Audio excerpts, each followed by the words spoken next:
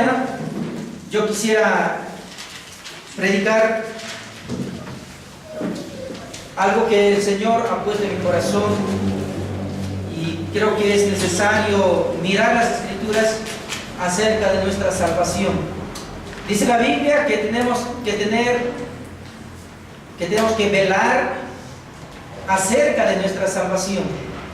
La salvación es el objetivo mayor de la iglesia, porque hemos venido a predicar el evangelio de salvación.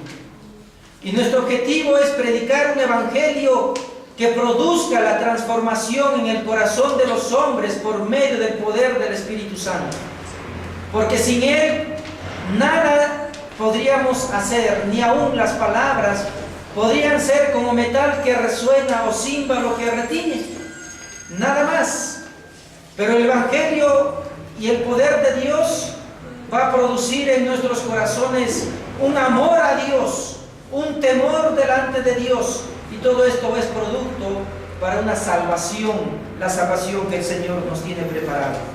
En el mundo, hermanos, generalmente toda deuda o todo problema o todo pecado es un antecedente.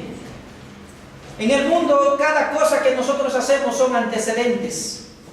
Y cuando las personas tratan de hacernos daño o tratan de buscar una solución a los problemas, siempre tomamos el antecedente.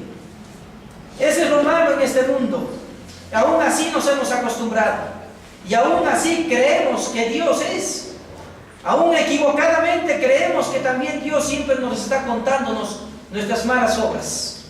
Aún creemos que Dios está mirándonos para que de repente, si es que nosotros como creyentes hemos hecho cosas en el pasado, en el presente Dios nos va a cobrar. No, la Biblia nos dice que cuando nosotros somos los creyentes, nos acercamos a Dios, Dios nos perdona todos nuestros pecados. En Dios no tenemos esa desconfianza de estar diciendo que de repente Dios me va a tomar en cuenta mis pecados pasados. Dice la Biblia que Dios nos ha borrado nuestros pecados pasados. Y para esto vamos a mirar la Biblia en el libro de Isaías capítulo 1, versículo 18. Isaías 1:18.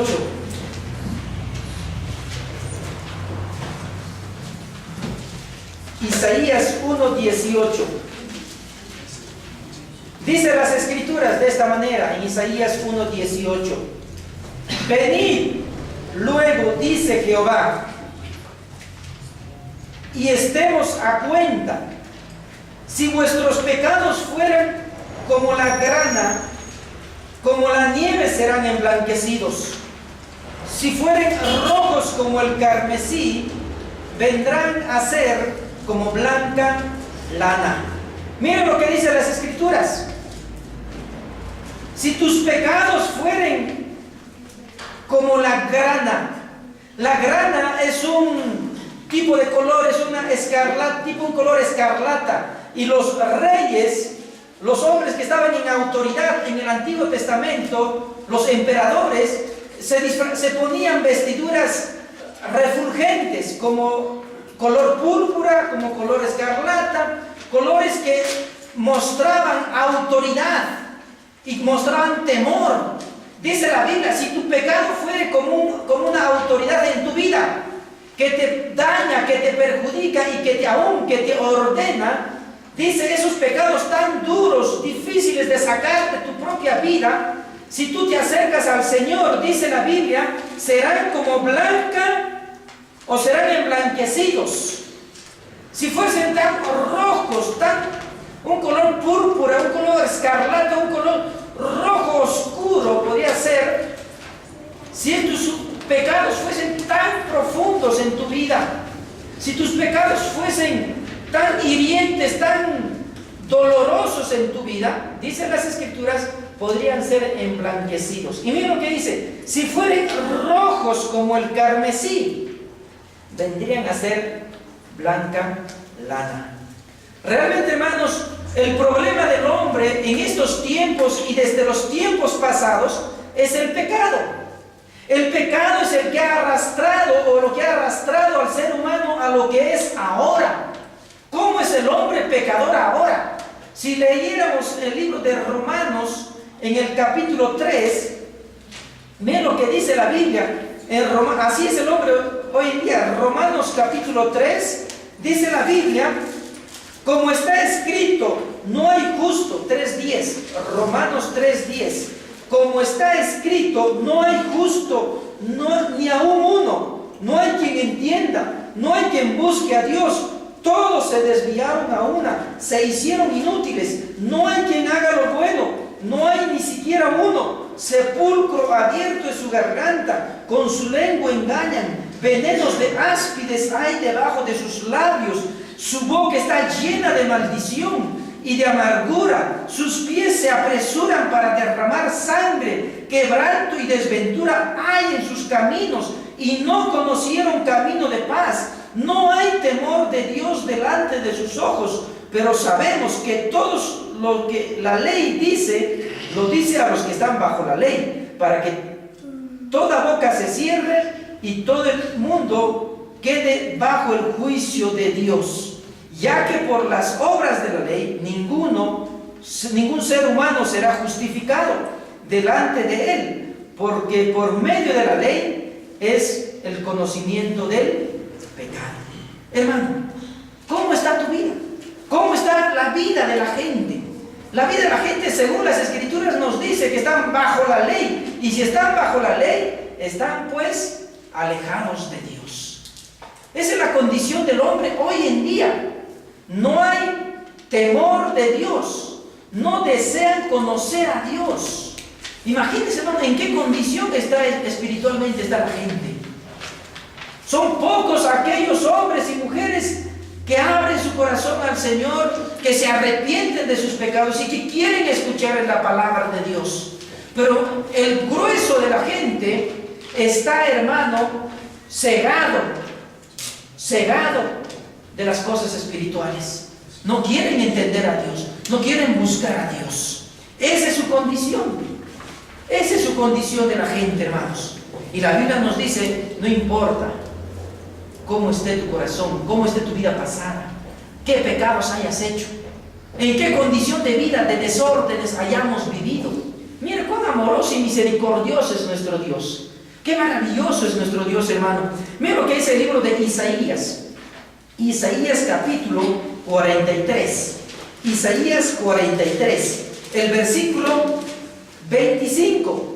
Isaías 43, versículo 25. Yo soy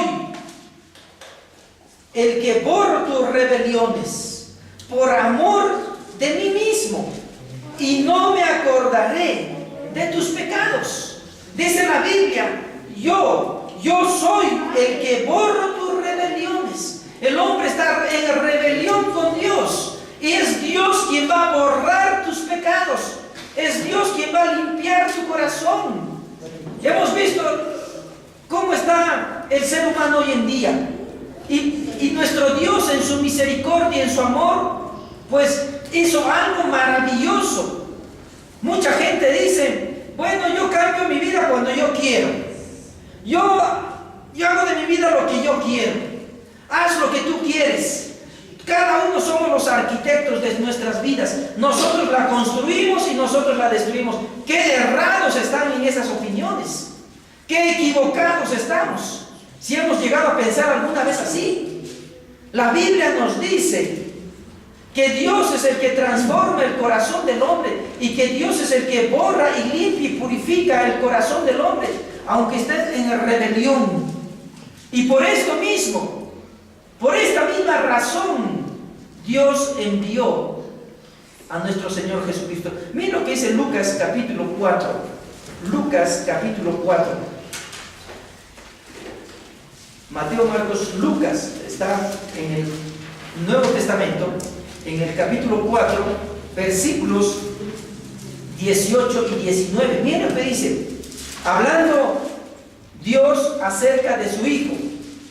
Hablando Dios acerca de su Hijo, dice la Biblia el Espíritu del Señor, hablando Jesucristo, dice, está sobre mí, por cuanto me ha ungido para dar buenas nuevas a los pobres.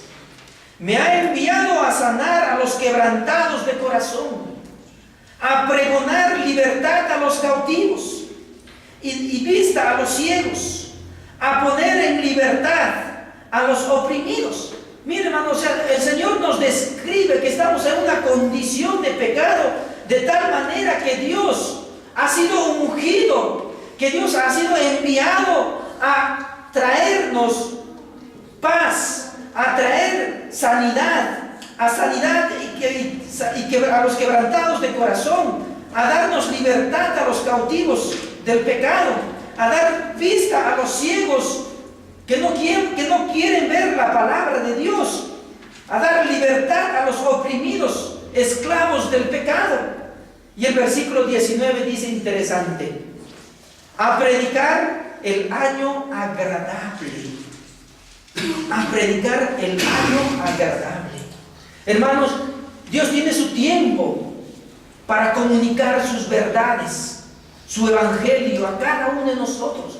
Dios dice, a su tiempo nos ha salvado, de tal forma que cada uno de nosotros, los que ya somos redimidos por la sangre del Cordero, pues en su tiempo Dios nos hizo abrir nuestros ojos. Pero todavía hay más personas que necesitan mirar al evangelio, prestar atención a su palabra. Necesitamos, mis amados hermanos, mirar la obra de nuestro Señor Jesucristo. ¿A qué vino a la tierra? Específicamente vino a dar buenas nuevas a los pobres en espíritu, a predicar un año agradable. Y todo esto lo hace, hermanos, como dice en el libro de Isaías, hemos leído, lo hace por amor a sí mismo, por amor a Dios, a su Padre, a sí mismo. Entonces, muchos de nosotros nos preguntaríamos y diríamos, pues, ¿qué tanto pecado malo he podido cometer yo? ¿O qué tanto daño he hecho yo? ¿O qué pecado tan grande he hecho yo para que nuestro Señor Jesucristo viniera a hacer una obra maravillosa? La pregunta de mucha gente es que no soy tan malo como los otros. Yo no soy muy pecador como fulano de tal. Ninguno de nosotros nos sentimos tan pecadores que el otro. Siempre aliviantamos nuestros pecados. Pero la Biblia nos dice que sí somos pecadores. Estamos viviendo en la ignorancia de nuestros pecados. Y esa es nuestra condición. Muchos no saben que el pecado puede dañar aún la parte espiritual y la parte material. La Biblia nos enseña, hermanos, que el pecado daña el alma. Vamos a leer un ratito en el libro de Lamentaciones. Quizás muy pocos lo han leído ese libro, pero Lamentaciones está después del libro de Jeremías, en el Antiguo Testamento, y dice así, Lamentaciones capítulo 3, Lamentaciones capítulo 3, versículo 17, Lamentaciones 3, 17, en el Antiguo Testamento, después de Jeremías, y antes de Ezequiel. Dice la Biblia en Lamentaciones capítulo 3, versículo 17, mi alma se alejó de la paz. Mire, mi alma se alejó de la paz. Me olvidé del bien. Imagínese, hermano, ¿cómo es un hombre alejado de la paz? Lo contrario a la paz es la guerra, es la lucha, es el conflicto. Imagínese un hombre conflictivo, un hombre agresivo, un hombre dispuesto a guerra, dispuesto a combatir, dispuesto a dañar. Imagínese, así es el corazón del hombre. Y el pecado ha dañado esa parte fundamental del ser humano, alejado de la paz y alejado de todo bien. Imagínense, el hombre no hace bien, sino hace males y males y males. Aparente, dice la Biblia, hay caminos que para el hombre parecen derecho, pero su fin es un camino de muerte. El hombre, hermano, está en esa condición de alejamiento espiritual, y ese alejamiento espiritual ha traído conflicto personal, conflicto familiar, conflicto grupal, conflicto laboral, en todo tipo de labor, en todo tipo de áreas de nuestra vida, ha traído conflictos porque estamos alejados de la paz. No buscamos la paz. Hace poco llegó un hombre diciendo que era el enviado de las Naciones Unidas como el enviado de la paz.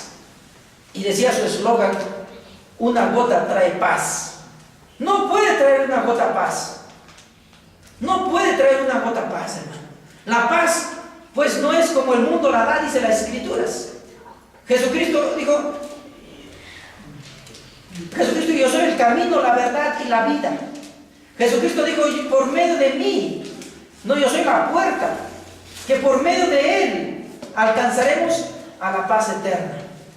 Entonces, mis amados hermanos, necesitamos nosotros reflexionar que el hombre está viviendo espiritualmente sin la paz de Dios y alejado de todas las cosas buenas. Pero asimismo también la Biblia, en el Salmo 32, encontramos que el pecado ha dañado más allá de la parte espiritual. También ha malogrado, ha dañado nuestro cuerpo. Dice la Biblia en el Salmo 32, versículos 3 y 4. Dice la Biblia, capítulo 32, versículos 3 y 4. Mientras callé, se envejecieron mis huesos, en mi gemir todo el día, porque de día y de noche se agravó sobre mí tu mano. Se volvió mi verdor en sequedad de verano. Dice la Biblia: mientras callé, se envejecieron mis huesos, en mi gemir todo el día. El pecado también trae mucho dolor físico, envejecimiento, maltrato, enfermedades físicas. El pecado, hermano, produce, no solamente daña el espíritu, daña el alma, sino también daña tu cuerpo físico. Imagínate, hermano, este atrevimiento del pecado, ¿hasta dónde? No hay ninguna área de nuestra vida que pueda salvarse del pecado cuando comienza a trabajar en nuestra vida. Mira lo que es el Salmo 39. Salmo 39, versículo 2. Enmudecí, Salmo 39, versículo 2. Enmudecí con silencio, me callé aún respecto de lo bueno, y se agravó mi dolor. Dice: enmudecí con silencio, me callé aún respecto de lo bueno. ¿Por qué te callas cuando hace alguien malo? ¿Y por qué te callas a veces cuando alguien hace bueno? La gente es muy indiferente a las cosas. Alguien que hace bueno sería digno de alabar, ¿cierto? Cuando alguien hace bueno, pero nos callamos. Alguien que hace malo, es momento de exhortarle, es momento de quizás reprenderle por su mala actitud, pero también callamos. Y dice el texto: y se agravó mi dolor. O sea, te callas cuando alguien hace bueno, te callas cuando hace alguien malo, enmudeces, no quieres decir nada, eres muy indiferente al pecado, y eso también produce daño, te produce dolor, te produce angustia. Hermanos, necesitamos reflexionar cuánto daño está produciendo el pecado y aún no queremos soltar. Mira lo que dice el libro de Jeremías. Jeremías es un libro más adelante, capítulo 10, versículo 19.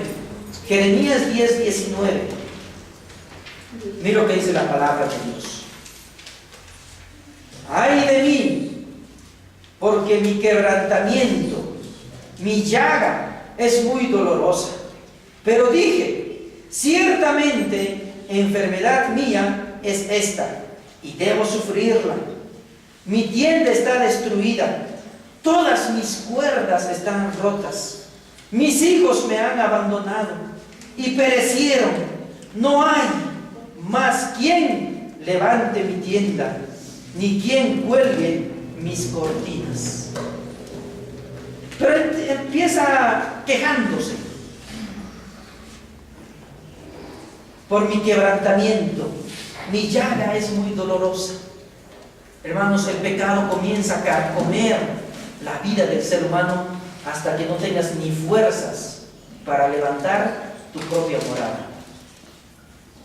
Mi hermano, ¿hasta dónde te puede dañar el pecado? Y la gente más ama las tinieblas que la luz. O sea, hermano, algo inconsistente en la vida del ser humano. Dice, fumar es dañino para la salud, pero ¿qué hace la gente? Fuma. Tomar en exceso es dañino para la salud. ¿Y qué hace la gente? Toma. O sea, hermano, el mundo pagano da ciertas luces de cosas que van a producir daño, pero siguen haciéndolo, seguimos consumiéndolo. No puede ser esto. Miren lo que dice Jeremías capítulo 15, versículo 18. Jeremías, el mismo libro, unas cuantas hojitas nada más adelante. El versículo 18 dice: ¿Por qué fue perpetuo mi dolor y mi herida desahuciada? No admito curación. Serás para mí como cosa ilusoria, como aguas que son estables, que no son estables. Miren lo que dice: ¿por qué fue perpetuo mi dolor y mi herida desahuciada? No admitió curación. Imagínense, hermano. O sea, nosotros vivimos teniendo la forma, sabiendo que las Escrituras nos van a mostrar la salvación. Dice la Biblia: escudriñad las Escrituras porque a vosotros os parece que en ella tenéis la salvación. Teniendo, hermanos, la ayuda de Dios, teniendo la misericordia de Dios, teniendo la gracia de Dios, no la tomamos. Sino que hacemos, nos resistimos a ello. Dice, y no admitimos curación para nuestra propia vida espiritual, ni por nuestra propia vida física. ¿Por qué, hermanos? Es porque el pecado se ha endurecido en nuestro corazón. Alguien dirá: bueno, ya pastor, ya es suficiente con lo que me dijo, es necesario, yo voy a cambiar mi vida. Pero ¿qué dice la Biblia? Miremos el mismo libro de Jeremías capítulo 2. ¿Alguien se atrevió a decir esto? Jeremías capítulo 2. 2:22. Mira lo que dice Jeremías 2:22. Jeremías 2, capítulo 2, versículo 22. Dice: aunque te laves con lejía y amontones jabón sobre ti, la mancha de tu pecado permanecerá. Aunque delante de mí, dijo Jehová el Señor. No es cuestión humana. No es deseos. Ya entonces, pastor, yo desde mañana cambio mi actitud. Desde mañana cambio mi conducta, cambio mis pensamientos y voy a comenzar a leer la Biblia. Y yo solo voy a cambiar. No es, hermanos, un asunto personal. No es una condición humana. Es Dios. Es Dios quien debe limpiarte por dentro y aún por fuera. Y aún por fuera. Es Dios quien purifica nuestros corazones y nos da vestiduras blancas. Es Dios quien hace su obra en nosotros. Qué maravilloso, hermanos, saber que Dios comienza no solamente a limpiarlo dentro, sino aún también lo fuera. Vamos a mirar en el libro de San Marcos capítulo 7. San Marcos capítulo 7, mira lo que nos dicen las Escrituras. San Marcos capítulo 7, versículo 21. San Marcos 7, 21. Dice de esta manera las Escrituras: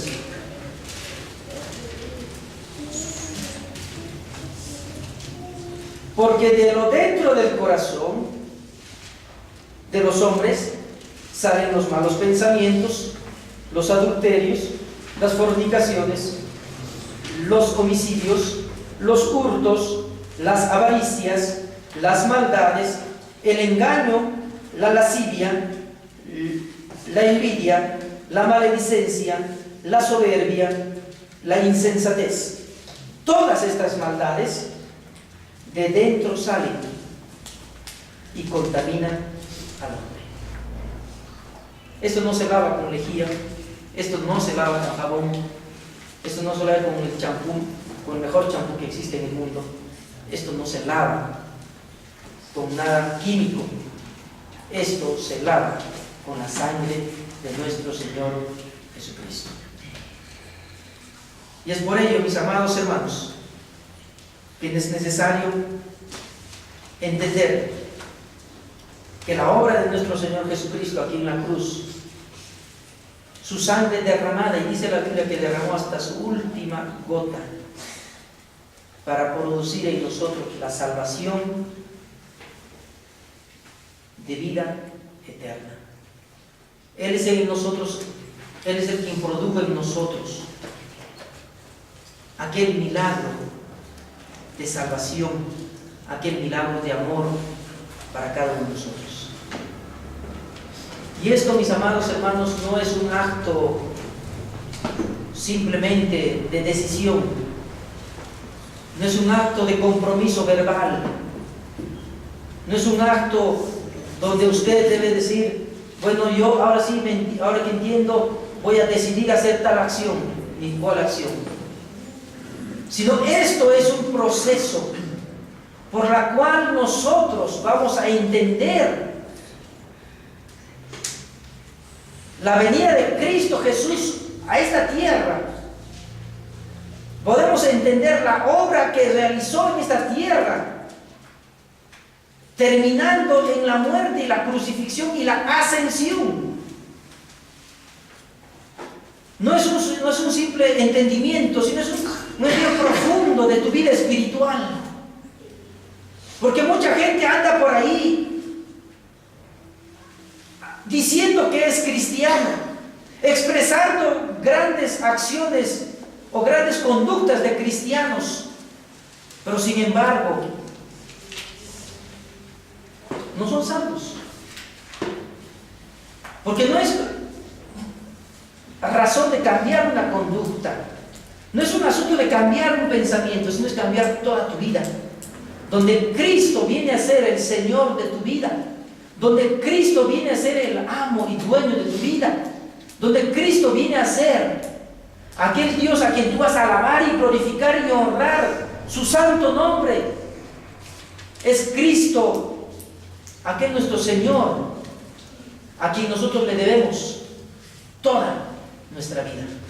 Entonces, mis amados hermanos, no es un asunto de acciones, sino es un asunto de fe. Vamos a mirar el libro de Romanos,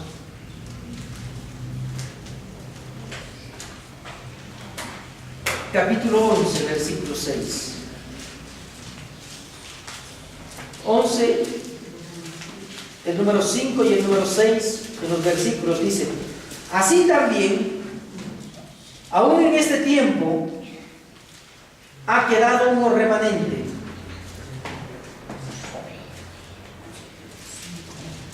escogido por gracia.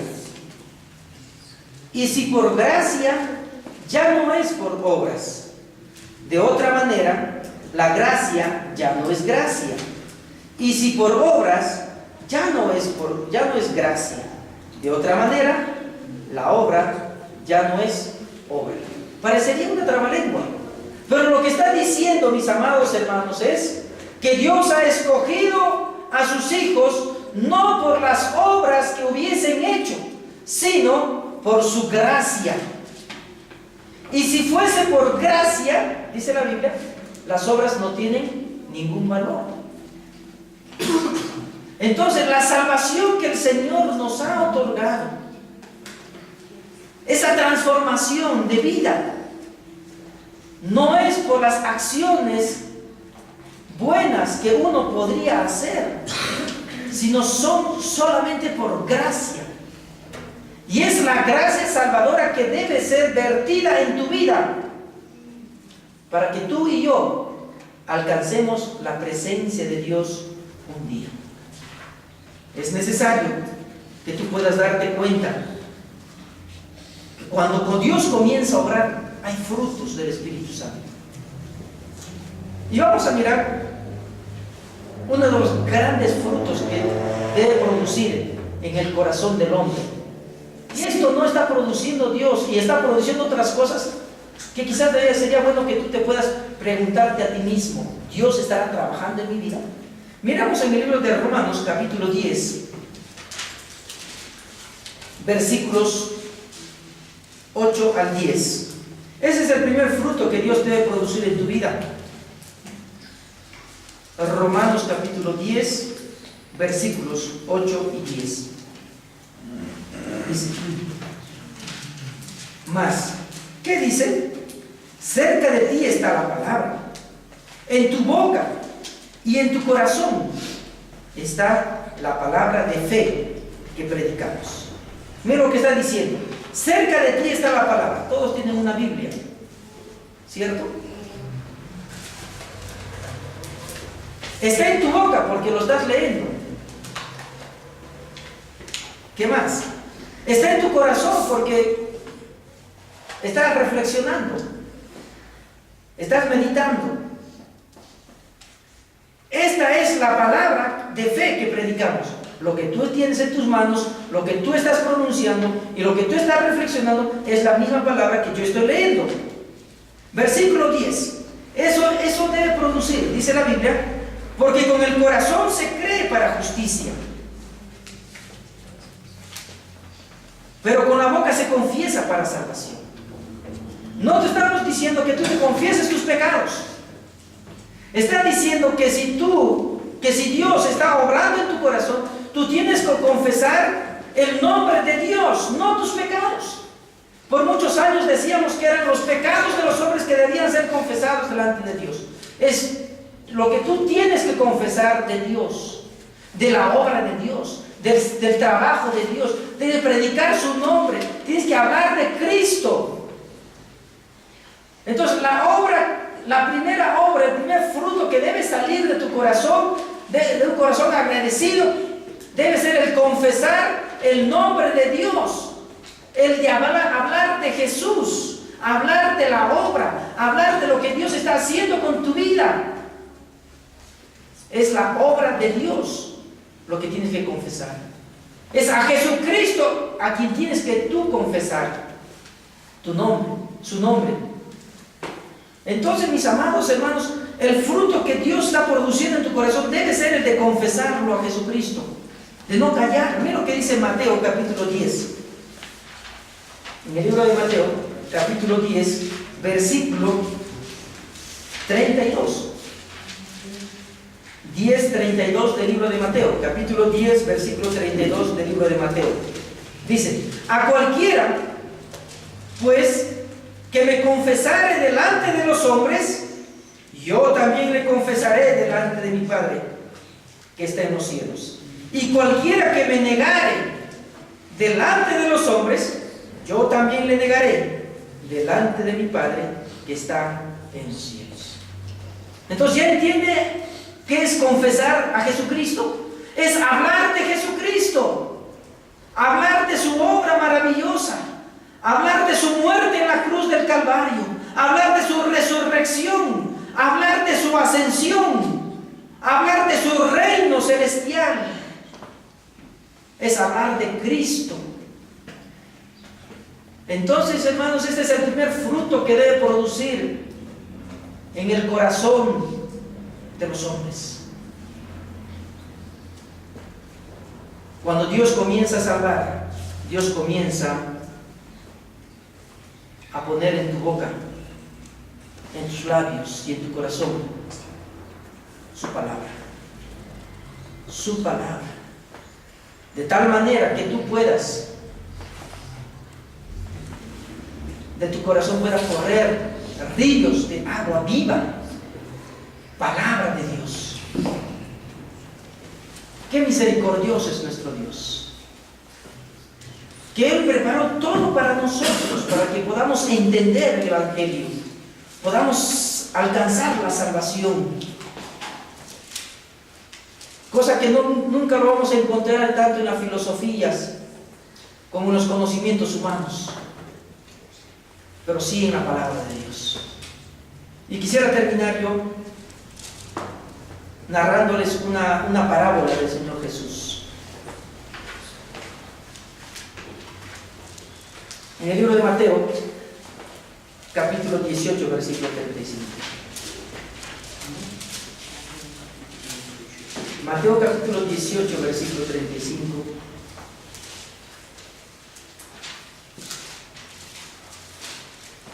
Disculpe, voy a leer desde el versículo 23 en adelante. Voy a dar lectura a esta parábola. Por lo cual el reino de los cielos es semejante a un rey que quiso hacer cuentas con sus siervos. Y comenzando a hacer cuentas, le fue presentado uno que le debía 10,000 talentos. A este, como no pudo pagar, ordenó su señor venderle y su mujer, y a su mujer e hijos y todo lo que tenía, para que le pagase la deuda. Entonces aquel siervo, postrado, le suplicaba diciendo: Señor, ten paciencia conmigo y yo te lo pagaré todo. El señor de aquel siervo, movido a misericordia, le soltó y le perdonó la deuda. Pero saliendo aquel siervo, halló a uno de sus consiervos que le debía 100 denarios, y haciéndolo de él, le ahogaba diciendo: págame lo que me debes. Entonces su consiervo, postrándose a sus pies, le rogaba diciendo: ten paciencia conmigo y yo te lo pagaré todo. Mas él no quiso, sino que fue y le echó en la cárcel hasta que le pagase la deuda. Viendo su consiervo lo que pasaba, se entristeció mucho, y fueron y le refirieron a su señor todo lo que había pasado. Entonces, llamándole su señor, le dijo: siervo malvado, toda aquella deuda te he perdonado, porque me rogaste. ¿No debías también tú tener misericordia de tu consiervo, como yo tuve misericordia de ti? Entonces su señor, enojado, le entregó a los verdugos hasta que le pagase todo lo que le debía. Así también mi Padre Celestial hará con vosotros, si no perdonáis de todo corazón cada uno a su hermano sus ofensas. Aquí vemos a nuestro Dios derramando misericordia en esta parábola. Dice la Biblia que nosotros fuimos creados para la alabanza y la gloria de Dios, cosa que el mundo y su creación no está sujeta a esta voluntad de Dios. Muchos de nosotros hemos tardado en conocer el Evangelio. Muchos de nosotros en nuestra primera vida de incredulidad no le alabamos a Dios, no le glorificamos a Dios. En el transcurso del tiempo Dios ha salvado a algunos, pero faltan todavía personas que necesitan alabar y glorificar el nombre de Dios. Estamos en deuda con Dios. Y si Dios quisiera cobrarnos un día, si Dios quisiera tomarnos nuestras cuentas un día, de los 30, 40, 50, 60, 70 años de vida que Dios nos da, ¿cuánto tiempo de esto le hemos alabado y glorificado a Dios? Y nosotros diríamos: Señor, ten misericordia, sí te voy a glorificar, sí te voy a honrar. Le suplicaríamos misericordia, perdón a Dios. Nuestro Dios, dice la Biblia, que es rico en misericordia. Rico en misericordia. Él puede perdonar tu vida. Él puede perdonar todos tus pecados, porque Él es rico en misericordia. Ahora necesitamos nosotros rendir nuestra vida, obedecer al llamado del arrepentimiento, obedecer al llamado de creer en Dios de todo nuestro corazón. No es que en esta mañana vas a tomar una decisión, sino lo que quiero es que tú puedas reflexionar y comenzar a clamar por misericordia, comenzar a clamar por el perdón de tus pecados. Pero pastor, yo no sé hacerlo. En la Biblia hay una hermosa oración y yo quisiera leerla. En el libro de los Salmos, en el capítulo 51, hay una hermosa oración de un salmista.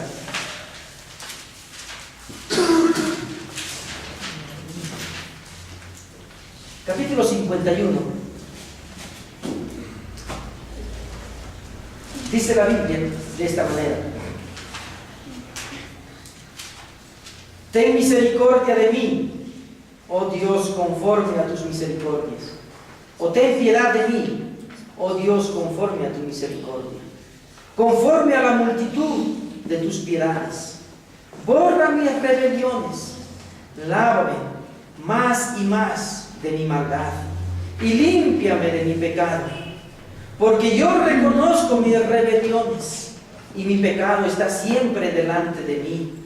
Contra ti solo he pecado. Y he hecho lo malo delante de tus ojos, para que seas reconocido justo en tu palabra, y tenido por puro en tu juicio. He aquí, en maldad he sido formado, y en pecado me concibió mi madre. He aquí, tú amas la verdad en lo íntimo, en lo secreto me has hecho comprender la sabiduría. Purifícame con hisopo y seré más limpio. Lávame y seré más blanco que la nieve. Hazme oír gozo y alegría, y se recrearán los huesos que has abatido. Esconde tu rostro de mis pecados y borra todas mis maldades. Crea en mí, oh Dios, un corazón limpio, y renueva un espíritu recto dentro de mí. No me eches de delante de ti, y no quites de mí tu Santo Espíritu. Vuélveme el gozo de tu salvación, y el espíritu noble me sustente. Entonces enseñaré a los transgresores tu camino, y a los pecadores se conviertan a ti. Y líbrame de homicidios. Oh Dios, Dios de mi salvación, cantará mi lengua tu justicia.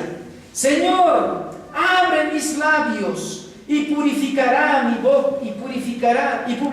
boca tu alabanza. Porque no quieres sacrificios, que yo lo daría. No quieres holocaustos.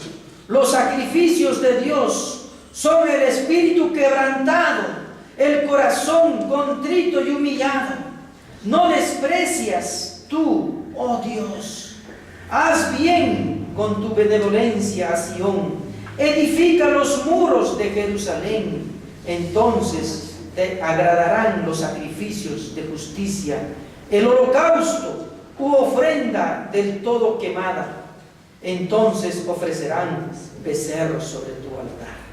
Qué hermosa oración de este salmista, pidiendo, suplicando. Aquí no vemos decir: Señor, sálvame, Señor, tú tienes que ayudarme. Aquí no vemos ordenándole a Dios como si Dios fuese un muchacho. Aquí vemos humildad, aquí vemos sinceridad, aquí vemos honestidad. Aquí vemos, hermanos, a un hombre arrepentido de corazón. ¿Quieres conocer a Dios?